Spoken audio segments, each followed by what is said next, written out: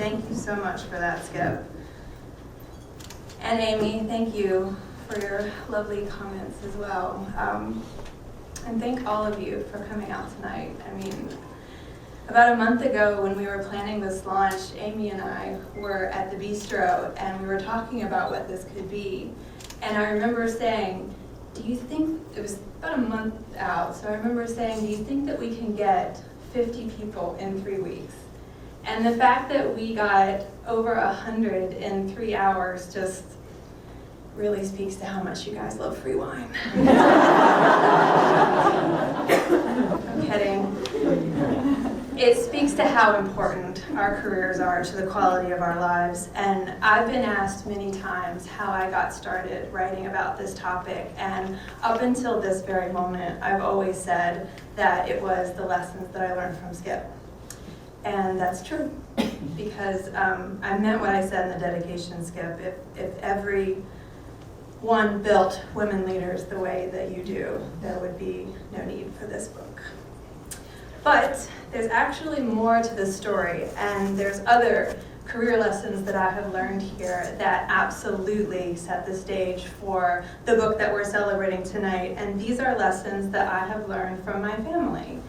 And since I'm in my hometown and my family is all here, I wanted to share a couple of those lessons with you tonight. My dad is here. Say hello. Many of you know that I was raised by my dad, but not very many of you know that my dad is somewhat of an artist at heart and would have probably preferred to have had a career behind a drum set than a desk, where he spent the bulk of his career. And even though he doesn't talk about his work much, there was something that he said to me about 15 years ago that I have never forgotten. He said, Emily, I take my lunch every day at 1 o'clock. And the reason why is because I know if I can just make it to 1, when I come back at 2, then the time from 2 to 5 isn't that bad. And he was kidding and I laughed, but at the time I remember being really impacted by that, because even though I was in college, I remember thinking, gosh, a career could be so much more, and I just really wish that I had the words at the time to help him find joy in his career. And I was in college and I was working at Chili's, and so no one was taking career advice from me at that point. But these days I really feel like I have the combination to that lock. I know now that rewarding work, the kind that we all strive for but seems so elusive, is at the intersection between liking what you do and knowing that what you do helps someone else.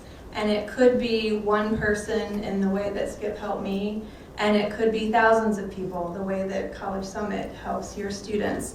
But I do know that being of service is the magic formula to fulfillment, and you don't get it by adjusting your lunch, you get it by adjusting your life. Until you get that perspective right. But I'm really proud to say that my dad figured that out in his own way, because he is a collections representative for a bank. And so what that means is that, we have some bankers here in the audience, but what that means is that if you take a loan from the bank and you default on it, he's on the other end of the phone. But he gets thank you notes from people, and I can't think, when I think about who I would want to send a thank you note to, a collections representative really is not at the top of that list, but he cared. He saw himself being in service to, I hope I'm not busting you out here, Dad, but I think that in some ways he saw himself as being more in service to the people that were on the other end of the line than to the bank itself, and they picked up on that. And because he cared about his customers, the job was more fulfilling to him. And so that's ultimately a lesson for me.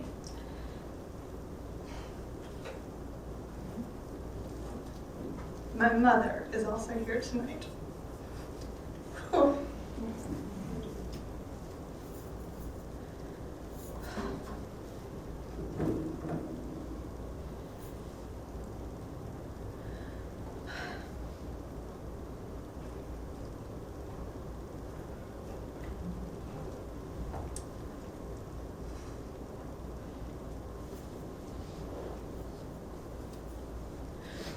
for a host of reasons.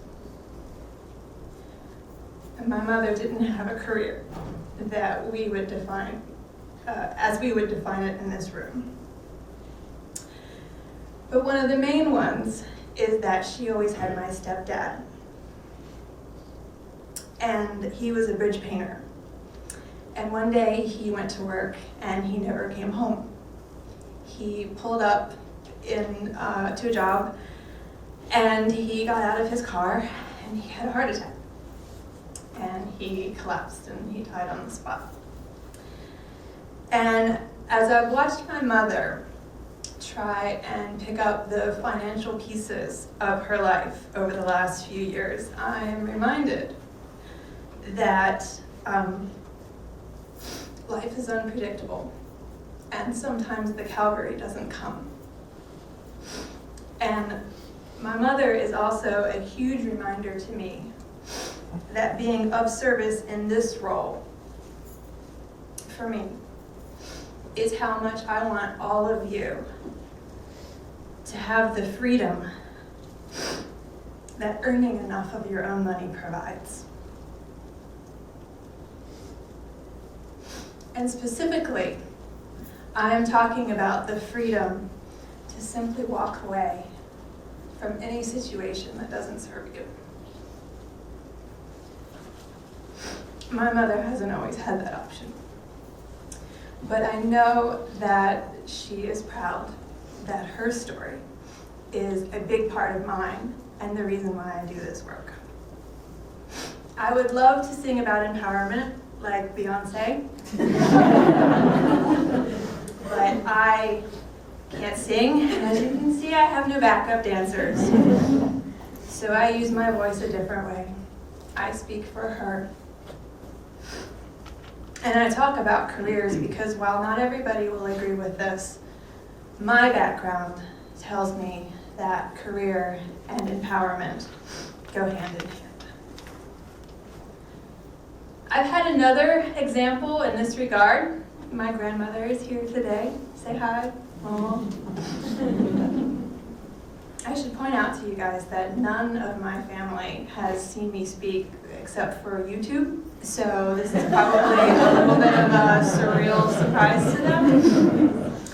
But when my grandmother was 30 years old, she went to see a psychologist. And do you know what he diagnosed her with? Low confidence. Who knew that was an ailment? But the solution to her low confidence, he told her, was to get a job. And this was in 1960, at the dawn of the second wave of the feminist movement. And even though her employment options were way more limited then than they are now, I still thought that was fantastic advice.